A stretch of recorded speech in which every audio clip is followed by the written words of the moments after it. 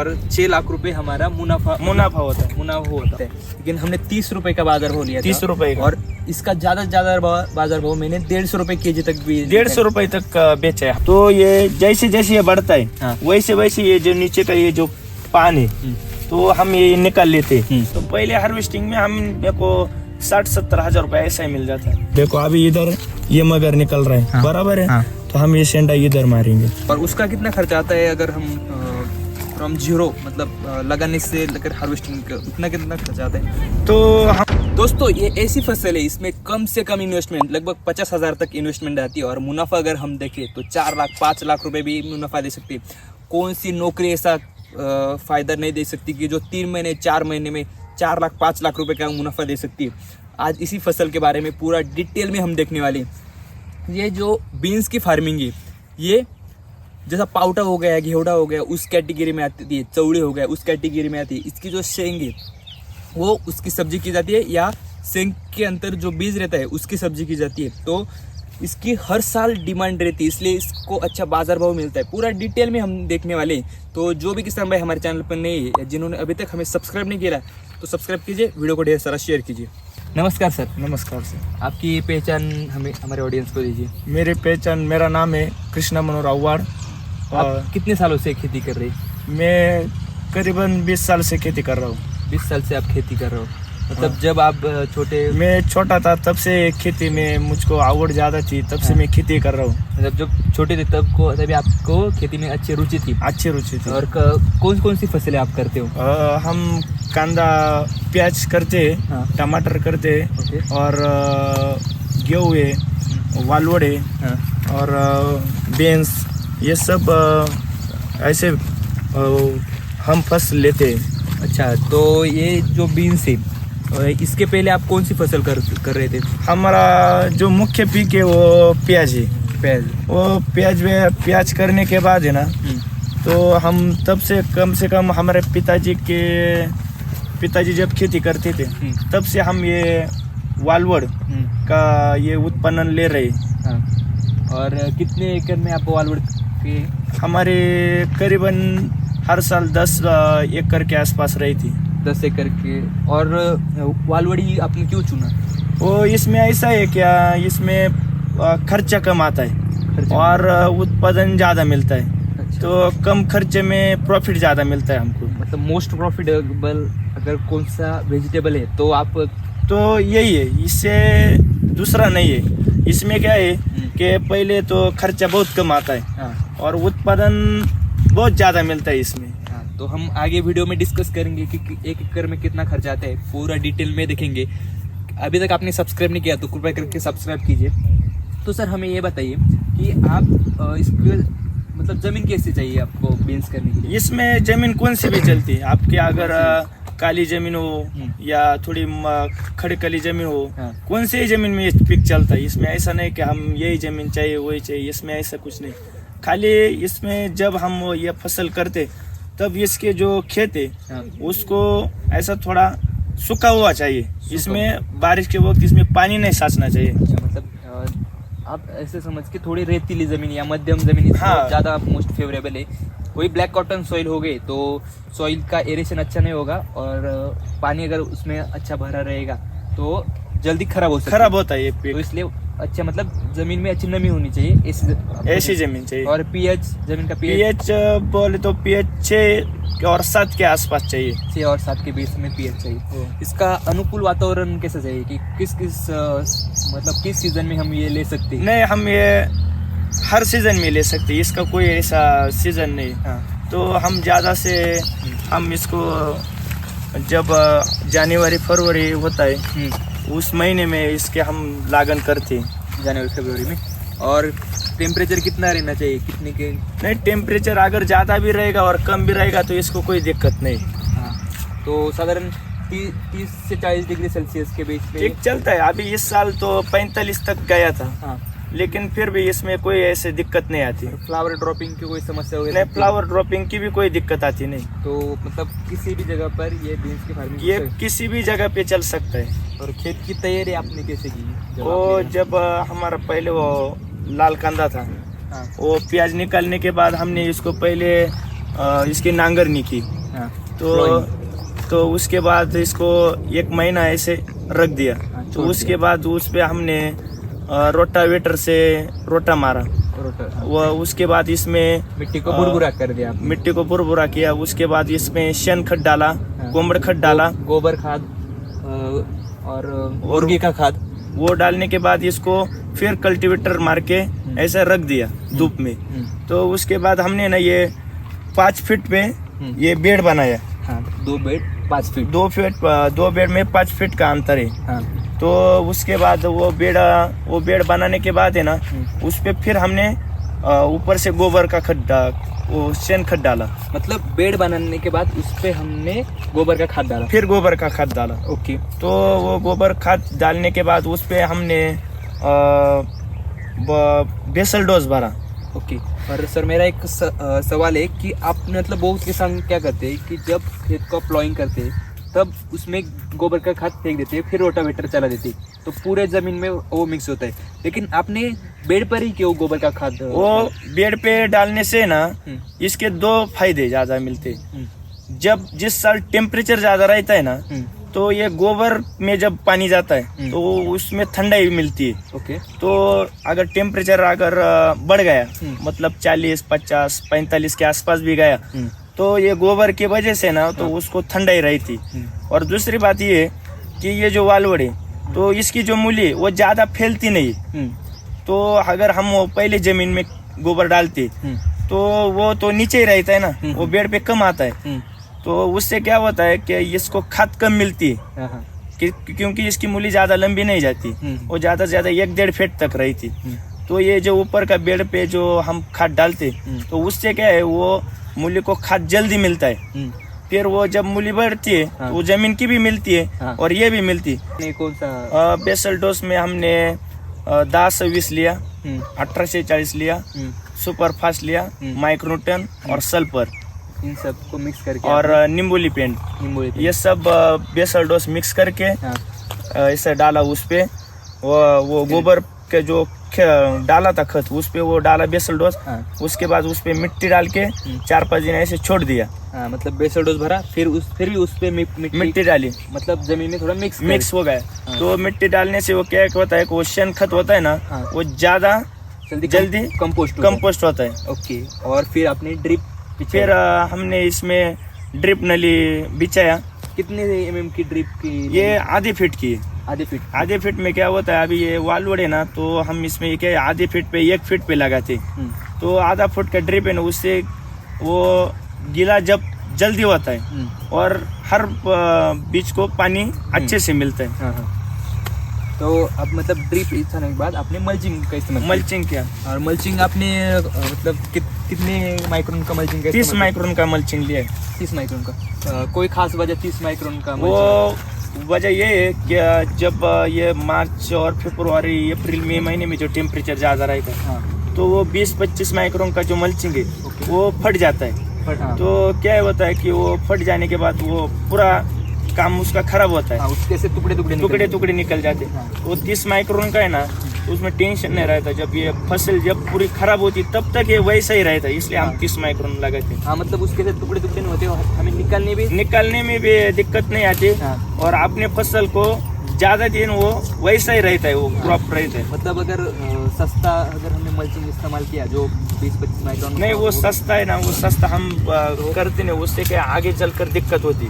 Weed भी उससे उगने चालू होंगे, फट जाएगा तो फट जाता है, और तो दिक्कत तो होती है ना आगे चल के। अच्छा, तो मल्चिंग। और बहुत सारे किसान भाई मैंने ऐसे देखे कि वो मल्चिंग का इस्तेमाल नहीं करते, डायरेक्ट बीन्स को वैसे ही लगा देते। नहीं वैसे भी वो क्या है, वो जो किसान करते हमारे भी पहले हम भी वही करते थे। लेकिन उसमें क्या है, हम जो खाद डालते उसका 30-40% ही खाली खाद को मिलता है।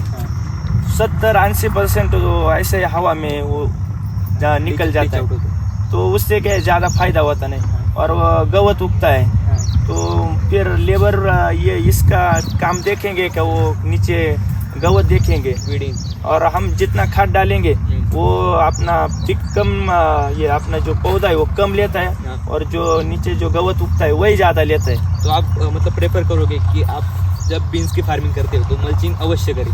तो बीन्स की ना आप कौन सा भी फार्मिंग कीजिए हाँ। तो उसमें मल्चिंग पेपर डालना ही चाहिए, डालना नहीं चाहिए, मतलब बहुत ज़्यादा फायदे है मल्चिंग। बहुत ज़्यादा फायदा है इसका। ओके, तो मल्चिंग एक बार किया, पेड़ आपने 5 फुट का लगाया, 5 फीट का किया। फिर आपने इसमें नर्सरी लगाई। हाँ, वो बीज होता है, हाँ, वो बीज हमने 1-1 फीट पे 2-2 बीज लगाए। मतलब इसमें नर्सरी की कोई जरूरत नहीं। आप नहीं, नर्सरी की कोई जरूरत direct आप बीज लगा सकते हो, क्या बीज लगाने के बाद तीसरे या चौथे दिन वो जर्मिनेट हो जाएगा। जर्मिनेटर हो जाता है, ओके, तो वो उसमें नर्सरी की कोई जरूरत नहीं है। ठीक है। आपको कौन सा बीज लगाया, कौन सी वैरायटी है? ये अपना वो ऐसे अपने गावठी वैरायटी है, गावरान, जो गावरान है, इसमें ऐसे कोई वैरायटी का नाम नहीं है। जो पिछले किसानों ने हार्वेस्ट किया है, हाँ। उसमें उगाया था और किसी किसान को बेच दिया, वही आपने वही लगाया। लगाया, और यही आप पिछले 10-15 साल से यही लगा रहे हो। 10-15 साल से हम यही लगाते हैं। अभी मार्केट में एक हाइब्रिड वैरायटी अभी आए, आपने उसके बारे में कुछ किया है, रिसर्च वगैरह किया है? नहीं, रिसर्च किया है हमने उसमें ऊपर, हम्म। लेकिन वो क्या है, उससे ज्यादा हम ये ना हम्म। करीबन 15-20 साल से ये करते, तो इसमें क्या है, अपने को उत्पन्न में भी ज्यादा मिलता है, और इसमें क्या है कि वातावरण में एक ये एडजस्ट हो जाता है, मतलब आपके यहाँ के इन्वायरमेंट को ये सुटेबल है। सुटेबल, इसलिए हमने वो दूसरा ट्राई नहीं किया अभी तक। अच्छा, और बीज का मतलब आपने प्लांट टू प्लांट डिस्टेंस कितना रखा है? ये 1 फीट का रखा है, ये दोनों पौधों में 1 फीट का अंतर है, 1 या 1.5। इधर दिखाऊं, ये 1-1.5 फीट का आपने 1-1.5 फीट का अंतर ये रखा है अभी। हाँ, ठीक है। अभी प्लांटेशन किया, उसके बाद का मतलब क्या क्या हुआ? तो प्लांटेशन के बाद है ना, हाँ। 4-5वें दिन ये पौधा निकल जाता है, जर्मिनेटर होता है। हाँ। तो उसके बाद है ना, एक 8-10 दिन में ना इसमें वेल निकलना चालू होता है। ओके। तो वेल निकलने के बाद हम ये पहले ये तारी बाम्बू कर लेते, हाँ। तो उसके बाद इसको है ना, ये सुतली, हाँ। ये सुतली से हम इसको बांधते, फिर इसको बांधने के बाद है ना, हम्म। तो ये जैसे जैसे ये बढ़ता है, हाँ। वैसे वैसे ये जो नीचे का ये जो पान है, तो हम ये निकाल लेते। तो इससे क्या होता है, क्या इसका जो पूरा का पूरा जो खाद डाला है, हाँ। उसका जो पावर है, ये इस पे ऊपर आता है, शेंडे पे आता है। हाँ। तो उसके ये जब निकलते हैं नीचे, तो ऐसा ऊपर ऐसा मगर निकलता है। हाँ। इसमें प्लांटेशन होता है, इसमें अपना फ्लावरिंग आता है। इस मगर को अगर हम ये निकालेंगे नहीं, हाँ। तो इसमें कम फ्लावरिंग आएगा, हाँ। तो इसलिए ये निकालना पड़ता है। हाँ। और यही निकालना नहीं पड़ता, तो ऐसा जो शेंडा निकलता है, तो वो भी ऐसा हर रोज तोड़ना पड़ता है। और ये मतलब किधर तोड़ना पड़ता है, क्योंकि बहुत सारे किसान भाई गलत कल्चरल प्रैक्टिस कर सकते हैं। वो उसमें वो ये क्या करने का है, अभी देखो, अभी मैंने इधर ये शेंडा मार रहा है, बराबर है, तो देखो अभी इधर ये मगर निकल रहा है, तो ये इतना जगह छोड़ के इधर ऊपर मारने का। दूसरा एक मार के देखो, और देखो अभी ये देखो, अभी ये भी देखो, ये देखो इधर से वो ये भाई इधर मगर निकल रहा है, हमने इधर शेंडा मारा था। अभी देखो, एक लाइव करके देखो, लाइव। क्या बात, देखो अभी इधर ये मगर निकल रहा है, हाँ। बराबर है। हाँ। तो हम ये शेंडा इधर मारेंगे। ओके। तो किसानों ने ना वो देखना चाहिए कि अपना मगर किधर निकल रहा है, तो उसके आगे का जो शेंडा है वो मारना चाहिए। नहीं तो कोई किसान क्या करते हैं, अभी देखो इधर मगर निकल रहा है, कोई किसान को मालूम नहीं रहता, वो इधर मार देते, तो इसका नुकसान हो जाता है। मतलब मगर ही मार देते, मगर ही मार देते, फ्लावरिंग ही नहीं आएगी, फ्लावरिंग नहीं आएगी। अच्छा, तो प्रोडक्शन कम होगा, प्रोडक्शन कम तो होता है। ये कल्चरल प्रैक्टिस बीन्स के फार्मिंग में, वालवुड के फार्मिंग में मोस्ट इम्पोर्टेंट है, तभी आपको अच्छा प्रोडक्शन मिल सकता है। अच्छा प्रोडक्शन मिलता है। अच्छा, तो मतलब ये प्रैक्टिस अगर सही से किया तब भी आप बीन्स की खेती कर सकते, ऐसा हम मान के अगर इसमें थोड़ा भी 19-20 हो गया, तो वो अपने को उत्पादन कम मिलता है ना। हाँ। तो क्या है, किसानों ने 2-5 मिनट काम अगर लेट होएगा, हाँ। तो कोई दिक्कत नहीं, लेकिन अपने को अपनी फ्लावरिंग किधर हो रही है, हाँ। अपनी मगर किधर निकल रही है, वो देखना चाहिए। उसके बाद उसका जो ये शेंडा है, हाँ। जो किसी काम का नहीं हो, ऐसा कट करके रख देना चाहिए, इसमें कोई टेंशन नहीं। और ये नीचे का ये जो पत्ता है, वो ज्यादा से ज्यादा निकल के रखना चाहिए, तो क्या है, ऊपर फूल मगर ज्यादा निकलता है। हाँ, मतलब इसका जो फुटा है वो हमें टाइम टू टाइम छाटना चाहिए, उससे हवा भी खेलती रहेगी, कीट रोग भी कम आएंगे, और आगे का जो शेंडा है उसको ज्यादा ताकत मिलती है, फ्लावरिंग जल्दी होगी और शेंग भी बड़ी होगी, शेंग ज्यादा मिलती है उसमें। ओके। अभी ये प्लांटेशन करने के बाद कितने दिन में स्टार्ट होता है? ये कम से कम इसको 2-2.5 महीने का टाइम जाता है, 2 महीने मतलब 60-70 दिन पकड़ के चलना पड़ता है। मतलब बुआई करने के बाद 70 दिन में 70 दिन में ये चालू हो जाता है। चालू होता है। और हार्वेस्टिंग मतलब एक हार्वेस्टिंग में कितना एवरेज निकलता है? तो पहले स्टार्टिंग में थोड़ा कम निकलता है। तो जैसे जैसे इसका हार्वेस्टिंग होता रहता है हाँ। तो वैसे वैसे इसका उत्पादन भी बढ़ता है। तो वो क्या स्टार्टिंग में पहले कभी फ्लावरिंग थोड़ा कम ज्यादा होता है तो उससे भी उत्पादन थोड़ा कम मिलता है। हाँ। लेकिन जैसे जैसे हम आगे आगे चलेंगे हाँ। तो वैसे वैसे इसका उत्पादन भी ज्यादा बढ़ता जाता है। ओके। और मतलब ऑन एन एवरेज एक हार्वेस्टिंग को कितना निकल सकता है? कम से कम एक हार्वेस्टिंग में 20-25 क्विंटल तक जाता है। 20-25 क्विंटल तक निकल सकता है ऑन एन एवरेज। इसको क्या बाजार भाव रहते हैं? अभी बाजार भाव का तो हम इसको बता नहीं सकते। बाजार भाव का तो हम बता नहीं सकते। हाँ। लेकिन कम से कम 30 रुपए के अंदर तो नहीं बिकता ये। 30 रुपए के अंदर कंफर्म बिकता है। 30 रुपए के ऊपर ही बिकता है, 30 रुपए के अंदर नहीं बिकता। मतलब हमने 30 रुपए किलो भी पकड़ लिया, कम से कम उतना तो बिकेगा ही बिकेगा। बिकता है उतना, हर और साल बिकता है। एक हार्वेस्टिंग को 20 टन हमने माल पकड़ लिया तो भी हमारा 60,000 प्रॉफिट मतलब एक हार्वेस्टिंग को निकल हाँ, रहा है। 60,000। तो टोटल कितने हार्वेस्टिंग हो सकते हैं? ऐसे कम से कम 9-10 हार्वेस्टिंग निकलते हैं। 10 हार्वेस्टिंग भी अगर हमने पकड़ लिया तभी हमें 6 लाख रुपए मिल सकते 6 हैं। लाख रुपए। और अब सब अहम सवाल कि इस पिक को इस क्रॉप को कितना खर्चा आता है? इसमें तो 1 एकड़ में कम से कम है ना 40-45-50 हजार तक खर्चा आता है। अब हम पूरा खर्चा भी कैलकुलेशन करेंगे। जमीन की तैयारी को कितना खर्चा आएगा? जमीन के तैयारी को तो अभी देखो 1 एकड़ में हम पकड़ के चलेंगे तो नांगरनी करने में 1-1.5 घंटा लगेगा। हाँ। और कल्टीवेटर मारने में वही 1-1.5 घंटा। हाँ। तो कम से कम वो ऐसे 3-4 घंटे पकड़ेंगे। हाँ। तभी वो 1,000 रुपए रेट से भी पकड़ेंगे तो 4,000 रुपए वो 4,000 वो हो गया बेड बना के। बेड बना के। और ड्रिप को कितना आएगा? और ये ड्रिप और मल्चिंग को 1 एकड़ में 20,000 रुपए खर्चा आएगा। ड्रिप और मल्चिंग को 20,000 मतलब। और बेसल डोज को? और बेसल डोज को कम से कम 6-7 हजार रुपए। 6-7 मतलब 30,000 के आसपास। 30,000 के आसपास। और तार और बांस और तार को? तो वो तार और ब्रास तो अपना वो हर साल का वही रहता है। हाँ, वो वन टाइम इन्वेस्टमेंट। एक बार आपने इन्वेस्ट किया एक तो बार किया 10 साल तो तक 10-12 साल तो ऐसे ही निकल। खाली कुछ बाम्बू कम होता है तो कुछ बढ़ता है, वो ऐसा थोड़ा फार उसमें करते हम। हाँ, तो फिर भी मतलब किसी किसान को अगर बेसिक से शुरू करना है तो उसको कितना खर्चा तो आएगा? उसको बेसिक से शुरू करने में उसको थोड़ा तारो बाम्बू का खर्चा ज्यादा आता है। और ये मैंडेटरी और ये लाइफ टाइम रहता है, कम से कम 10 साल तो ऐसे पकड़ के चलो। अच्छा वाला बाम्बू लिया हाँ। तो 9-10 साल ऐसे निकल जाता है आराम से। और मतलब इसका 1 एकड़ में लगभग 30,000 रुपए लगेगा। 30-35 हजार रुपए लगता है। क्या है कि स्टार्टिंग में अभी तार का भी रेट ज्यादा है हाँ। और बाम्बू का भी रेट ज्यादा है। ओके, तो आप ऐसा समझ के चलो कि 30,000 रुपए हमारे 10 साल के लिए, तो एक साल में हमें 3,000 रुपए 3,000 रुपए तारबास का हमें खर्चा आता है। अगर ऐसा समझ तो हमारे 33,000 रुपए हो गया। हाँ। अब इसमें कीड़ और रोग का क्या?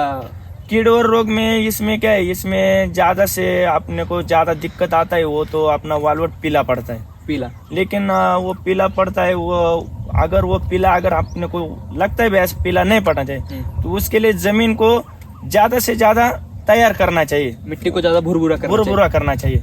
तो और मिट्टी को ज्यादा दिन धूप में रखना चाहिए। तो उससे क्या है कि उसकी जो जमीन की जो भूसी है वो पूरी उनका वो हीट की वजह से नष्ट हो जाती। हाँ। तो उसमें ये पीलापन कम रहता है। हाँ। अभी देखो हमारी ये वालवड़ी जो है इसमें एक भी पौधा पीला नहीं।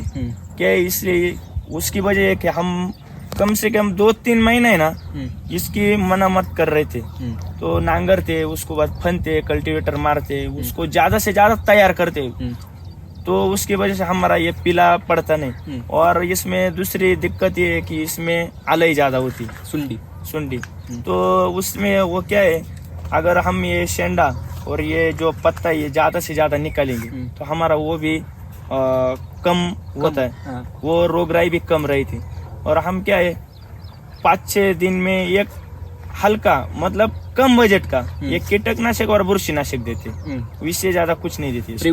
प्रिवेंटिव में कि सुंडी ना लगे या फंगस जनित कोई बीमारी हाँ, ना वही उसके लिए खाली इसको एक 6-7 दिन में एक कैसा कम बजट वाला एक स्प्रे लेने का, हाँ। वो मार देने का खाली। और उस स्प्रे में टॉनिक की कोई जरूरत पड़ती? टॉनिक की कोई जरूरत नहीं पड़ती। हाँ। टॉनिक की जरूरत जब क्या है कि अगर बारिश लेट हो गई तब टॉनिक की जरूरत थोड़ा ज्यादा पड़ती। अभी बारिश समय पे चालू हुई, इसलिए इसमें अपने को ज्यादा नाइट्रोजन कंटिन्यू मिल रहा है। हाँ। और जो हमने जो नीचे जो बेसल डोज डाला था तो उसका भी उपयोग चालू हो गया है बारिश की वजह से। ओके, हाँ। तो इसलिए इसके हमने अभी तक इसमें कोई टॉनिक की जरूरत नहीं आई। हाँ। खाली हम इसमें बुरशीनाशक देते और कीटकनाशक देते 6-7 दिन में एक बार, प्रिवेंटिव में। और उसका कितना खर्चा आता है अगर हम फ्रॉम जीरो मतलब लगाने से लेकर हार्वेस्टिंग उतना कितना खर्चा आता है? तो हम ऐसा पकड़ के चलेंगे ना तो ये अपने को समझो फवारे का और खत का हाँ। तो 20-25 हजार में पूरा का पूरा 25 ज्यादा से ज्यादा 30 हजार में पूरा का पूरा निकलता है। मतलब इसमें हमने फर्टिगेशन जो हम लिक्विड खाद छोड़ने वाले 19-19, 12-61, 0-52-34, 13-24, जो हम लिक्विड माध्यम से खाद छोड़ने वाले और स्प्रे पूरा हमने 30,000 में कवर किया। 30,000 में कवर किया था पूरा हमने कवर किया। तो वो 33,000 और ये 30,000 तो टोटल 63,000 होते हैं। 63,000 और 6 लाख रुपए हमारा मुनाफा होता है। मुनाफा होता है। तो ऐसा समझो कि हमारा का जो पहले जो हमारा उत्पादन मिलता है 20 क्विंटल का, हाँ। उसमें हमारा पूरा खर्चा निकल जाता है ना। हाँ, उसमें पूरा एक खुड़े में एक बार हमने इसको हार्वेस्टिंग किया। हाँ। तो पहले हार्वेस्टिंग में हमने को 60-70 हजार रुपए ऐसा ही मिल जाता है। तो फिर उसके आगे के जो हार्वेस्टिंग होती हाँ। वो तो हमारा प्रॉफिट है ना। हाँ। और ये हमने क्या लिया था, कम से कम उतने बाजार भाव रहेंगे, कम से कम उतना है ना। तो जब से हम ये कर रहे तो आज तक हमने 30 रुपए से कम तो नहीं। जब हमारा ये पूरा का पूरा जब मतलब लास्ट में आता है, थोड़ा माल खराब हो जाता है, तब 20-25 रुपए भी ये बिकता है, तब बिकता है। लेकिन हमने 30 रुपए का बाजार भाव लिया था। 30 रुपए का। और इसका ज्यादा से ज्यादा बाजार भाव मैंने 150 रुपए केजी तक भी 150 रुपए तक बेचा है हमने। पिछले साल कम से कम 120 रुपए किलो के आसपास बेचा था। 120 रुपए। तो उसके 2 साल पहले ना तो 150-160 तक गया था ये। ओके। तो मतलब बहुत मुनाफे वाली फसल है। मुनाफे वाली, लेकिन इसमें जितना मुनाफा है उतना ज्यादा कष्ट भी है। ये बहुत इम्पोर्टेंट है। अगर आपने ये वीडियो अभी तक देखा है, ये बहुत इम्पोर्टेंट है, क्योंकि आपको इतना मतलब इसमें खर्चा, आपको पैसा कम लगाना पड़ता है लेकिन मेहनत ज्यादा लगानी पड़ती है। सर प्लीज बताइए। वो मेहनत ऐसी है कि अगर 1 एकड़ का भी हम इसमें ये लेंगे उत्पन्न, तो कम से कम 6 आदमी इसमें दिन भर काम को रहने चाहिए। 6 आदमी कंटिन्यू चाहिए। अभी आपने तो देखा होगा, अभी इधर हमारे भी मजदूर थे, वो सुबह से इधर काम कर रहे। हाँ, तो ऐसा है। हाँ। अगर इसका ये शेंडा आज का हम बोले वो आज जाने दो, हाँ। हम कल करेंगे। हाँ। तो ऐसा नहीं। तो ये शेंडा है ना एक दूसरे में जाता है। हाँ। और वो निकलने के वक्त है ना, हाँ। अच्छा भी निकलता है और जो बुरा है, हाँ। वो भी निकलता है। तो उसमें उत्पादन बहुत कम होता है। हाँ। इसमें कम से कम 1 एकड़ में 6 आदमी, हाँ। तो रहने चाहिए। उन्होंने दूसरा काम ही नहीं करने का। कंटिन्यू शेंडा निकलना, सुबह उठने का, हार्वेस्ट करना, ये कंटिन्यू चलता है। उन्होंने वो काम वही करना चाहिए। दूसरा उन्होंने काम देखा तो इसमें पूरा का पूरा उत्पादन का लॉस होता है। दोस्तों बहुत अहम बात है ये, क्योंकि अगर आपको बीन्स फार्मिंग, वालवट की फार्मिंग करनी है तो इसमें अगर आप ये देख रहे हो कि इसमें कम भांडवल लग रहा है, लेकिन सबसे अहम बात यह है कि इसमें भांडवल अगर कम लग रहा है तो इसमें लेबर भी बहुत लग रहे हैं। अगर आपके पास लेबर हो तभी आप ये लगाना, वरना आप मत लगाना। सही कहा? हाँ, बराबर है। क्या है कि अगर लेबर आपके पास नहीं, अगर आप सोचेंगे कि कम खर्चे में ज्यादा वो उत्पादन मिलता है, हाँ। तो वो बात आप छोड़ दीजिए। अच्छा। क्या है कि कोई किसान है ना, अभी क्या है वो देखेगा यार ये तो बहुत कम खर्चे में ज्यादा उत्पादन मिल रहा है, लेकिन ऐसा नहीं। उसके पीछे बहुत सा लेबर लगता है और वो लेबर है ना, उसको लेबर ने पूरा का पूरा वही काम करना चाहिए। तो ऐसा आज करेंगे कल करेंगे ऐसा चलता नहीं। इसको आप एक बार फवारा है ना, वो आज का कल दीजिए, कल का बरसों दीजिए, इसमें ज्यादा कुछ होता नहीं। हाँ। लेकिन इसका जो शेंडा है, मतलब जो कल्चरल प्रैक्टिसेस है, वो तो अपने को टाइम पे होना चाहिए। तो ये बात है दोस्तों। आपको ये वीडियो कैसा लगा कमेंट करके जरूर बताना। और सर लास्ट, हमारे जो व्यूअर है उनमें जो यंग फार्मर है उनको क्या आप एडवाइस देना चाहोगे? मैं यंग फार्मर को ये बताना चाहता हूँ कि अभी अपना जो खेती है अभी पूरा अपना निसर्ग पे डिपेंड है और वो निसर्ग से अगर हम छूटते तो सरकार पे जाके रुकते। हाँ। तो जो भी इतने यंग फार्मर है उनको मैं ये बताना चाहता हूँ कि पहले आप खेती करने का है ना अपने को, तो वो खेती का स्टडी कीजिए। हाँ। और खेती में ज्यादा खर्चे की जरूरत नहीं है। आप सुबह उठेंगे ना, अपना काम होने के बाद है ना, खाली खेत में जाने का 10 मिनट जाने का, हर रोज 10 में मैं खुद हर रोज 10 मिनट खेत जाता हूँ। तो खेत में जाके काम करने का ही कुछ नहीं, खाली अपना जो खेत में जो भी उत्पन्न है वो देखने का, प्लांट को ऑब्जर्व कल क्या था और आज में इसमें क्या है, तो उसमें कंपैरिजन करने का। तो जो उसको जो जरूरत है, अभी समझो आज इसको जो खाद की जरूरत है वही दीजिए, तो आपको अनुभव से पता चलेगा। मतलब प्लांट भी बोलता है। लेकिन आपने को कोई और आएगा वो बताएगा क्या, वो उसकी मार्केटिंग करेगा, वो उसकी मार्केटिंग करेगा। अभी वो आया तो इसलिए वो उसकी मार्केटिंग करेगा। हाँ। मेरा जो यंग है, जो अपने किसान भाई, उनको मैं बताना चाहता हूँ, पहले आप उसमें वो खेती की स्टडी कीजिए। तो उसमें स्टडी करने के बाद है ना, आप जो भी उत्पादन लेंगे वो कम से कम खर्चे में कैसे निकालेंगे। तो पहले आप उसका एक वेड़ा पत्रक बनाए, टाइम टेबल बनाए, शेड्यूल बनाए कि अगर समझो ये वालवड़ है, अगर टमाटर है, ये कितने दिन में निकलता है, तो उसमें हम कौन सा बेसल डोज डाल सकते हैं कम खर्चे में बेसल डोज डाल के उसका अधिक से अधिक हम कैसे उपयोग कर सकते हैं। तो उसका एक टाइम टेबल बनाइए, शेड्यूल बनाइए, तो कम खर्चे में खेती कीजिए। क्या कि एक बार अगर हम फेल भी गए तो आपने को कम से कम है ना, वो उत्पादन से अपना खर्चा तो निकलना चाहिए। अभी क्या है, कोई किसान है ना बहुत खर्चा करते, बहुत खर्चा करते, जरूरत नहीं है उस पिक को, वो उत्पादन को अभी वो फवारे की जरूरत नहीं, फिर भी मारते, तो बाद में वो फेल जाते। तो बोलते खेती परवड़ता नहीं, ऐसा नहीं। मैं कम से कम मेरी उम्र है 23-24 साल है, मैं बचपन से खेती में हूँ। मेरे पहले पिताजी करते थे, मैं उनके साथ करता था, आज मैं खुद करता हूँ। हमारे भी खेती में पूरा हम टेक्नोलॉजी का वापर करते हैं। ज्यादा से ज्यादा उत्पादन कैसे मिलता है, ज्यादा से ज्यादा अपने को भांडवल कैसे कम लगेगा, उस पर हम पहले शेड्यूल बनाते, फिर हम ये खेती करते। तभी आप मुनाफेदार खेती कर मुनाफेदार अगर हम शेड्यूल के तरह से खेती करेंगे तो 100% आपको मुनाफा ज्यादा होगा। और क्या है कि किसान ने एक पिक ज्यादा नहीं लेना चाहिए, सब पिक के थोड़ा थोड़ा लेना चाहिए, मतलब को भी थोड़ा लेना चाहिए। और वालवड़, बीन्स, टमाटर, अभी क्या आपने पास मतलब एक में लॉस हो गया तो दूसरे में कवर करें। अभी क्या आपने पास थोड़ा खेती ज्यादा है, तो और अपने पास लेबर भी ज्यादा है, तब और हम ये जो पिक करते वो हमारे पिताजी थे तब से कर रहे, तो इसमें क्या 100% उत्पन्न मिलता है अपने को ज्यादा से ज्यादा, इसलिए हम ये थोड़ा ज्यादा लगाते।